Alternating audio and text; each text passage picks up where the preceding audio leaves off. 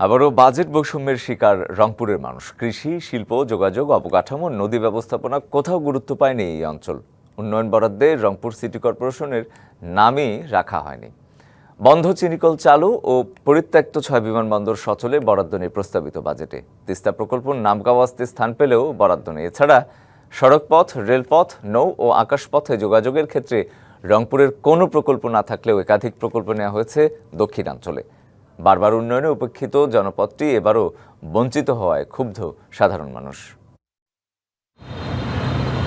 প্রত্যাশা ছিল উন্নয়নের মূল স্রোতে জায়গা মিলবে, কিন্তু বরাদ্দের খাত খুলে দেখা গেল রংপুরের নাম প্রায় অনুপস্থিত। প্রস্তাবিত বাজেটে উত্তরবঙ্গকে কৃষি হাব গড়ে তুলতে ৩,০০০ কোটি টাকার বরাদ্দ থাকলেও নেই রংপুরের সুস্পষ্ট উল্লেখ।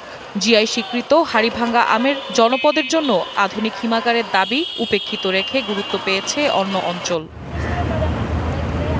দেশের অন্যতম কৃষি উৎপাদন অঞ্চল হয়েও পচনশীল কৃষিপণ্য সংরক্ষণে নতুন কোনো উদ্যোগ নেই। অথচ ঘোষণা এসেছে অন্যান্য অঞ্চলে কোল্ড স্টোরেজ ও কোল্ড চেইন সম্প্রসারণের। এই অঞ্চলে প্রতি বছর সংরক্ষণের অভাবে প্রচুর পরিমাণে কৃষিপণ্য নষ্ট হয়।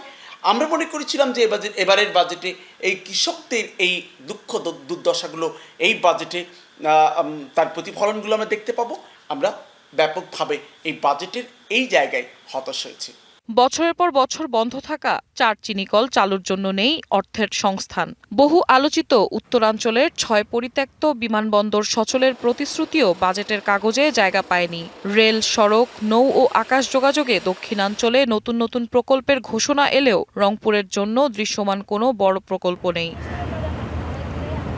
বিদেশি বিনিয়োগ টানতে একের পর এক বাণিজ্য ও অর্থনৈতিক অংশীদারিত্ব চুক্তির কথা বলা হলেও বিনিয়োগের সম্ভাবনাময় উত্তরাঞ্চলকে আলাদা গুরুত্ব দেওয়া হয়নি। অনুমোদিত অর্থনৈতিক অঞ্চলগুলোর কাজ এগিয়ে যাওয়ার দাবি থাকলেও বাস্তবে অনেক ক্ষেত্রেই এখনো চূড়ান্ত হয়নি জমি নির্বাচন। এটা কখনো আমাদের রাজনৈতিক ব্যর্থতা, কখনো আমলাতান্ত্রিক কূটকৌশল। যেভাবেই হোক না কেন, রংপুর অঞ্চলকে পিছিয়ে রাখার যে ব্যবস্থাপনা, সেই ব্যবস্থাপনাটা এই বাজেটেও জারি আছে। নগদ নিয়ে এলো হার না মানা হার অফার। সর্বনিম্ন 10,000 টাকা রেমিটেন্স নগদে পাঠালে থাকছে স্বর্ণের হার জেতার সুযোগ। ঢাকা রংপুর ব্রডগেজ রেলপথ, রংপুর বুড়িমারি 6 লেন সড়ক, চিলমারি ও বালাশিঘাট নদীবন্দর আধুনিকায়নের মতো দীর্ঘদিনের দাবিগুলোও উপেক্ষিত। অথচ দেশের অন্য অঞ্চলে নেওয়া হয়েছে একাধিক বড় প্রকল্প। আমাদের যে রাষ্ট্রের অধিকার আছে, আমাদের রংপুর অঞ্চলের মানুষের যে রাইটস আছে, আমার সংবিধান আমাকে যে অধিকার দিয়েছে, আমরা সেই অধিকার চাই।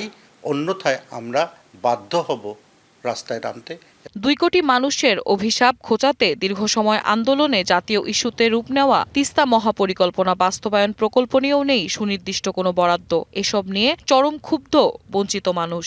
বাজেট বরাদ্দের ক্ষেত্রে কৃষি বলি, স্বাস্থ্য বলি, শিল্প বলি, শিক্ষাই বলি, যোগাযোগ বলি, শিল্পায়নই বলি, সব কিছুতেই আমরা পিছিয়ে আছি। এই বৈষম্যের বিরুদ্ধে কিন্তু মানুষের একটা ক্ষোভের জন্ম হচ্ছে। তিস্তার ভাঙন, কর্মসংস্থানের সংকট, শিল্পহীনতা আর অবকাঠামোগত পশ্চাদপদতার ভার বয়ে চলা রংপুরবাসী এবারও খুঁজে পেল না কাঙ্ক্ষিত স্বস্তির বার্তা। তাই বাজেট ঘোষণার উচ্ছ্বাস ছাপিয়ে উত্তরের জনপদে উচ্চারিত হচ্ছে একটাই প্রশ্ন: রাষ্ট্রের উন্নয়নের মহাসড়কে রংপুরের যাত্রা শুরু হবে কবে? DBC news desk.